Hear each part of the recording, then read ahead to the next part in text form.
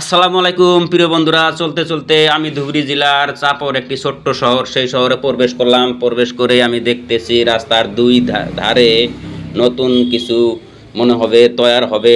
এটা আলোচনা করতে করতে গাড়ির মধ্যে অনেক কিছু লোক আছিল, তারা বলল আমাকে যে এই ঘর দুয়ারগুলা কিসের জন্য ভাঙছে। ইতিমধ্যে একজনে বলে ফেললো যে এইটা হবে ন্যাশনাল হাইওয়ে, আছেই তার ভিতরে এখন 4 লাইন হবে। সেই জন্যে আমি এইখান দিয়া 2 মাস আগে যাওয়া আসা করছি। রাস্তার পাশ দিয়া ঘর বাড়ি বিল্ডিং অনেক কিছু দেখতে পারছিলাম, কিন্তু আজকে এখন দেখতে পারি এখান থেকে 75 ফিটেরও বেশি হবে। দুই দিকে একদম ফাঁকা ভাঙাচোরার অনেক দৃশ্য দেখতে পারা গেছে।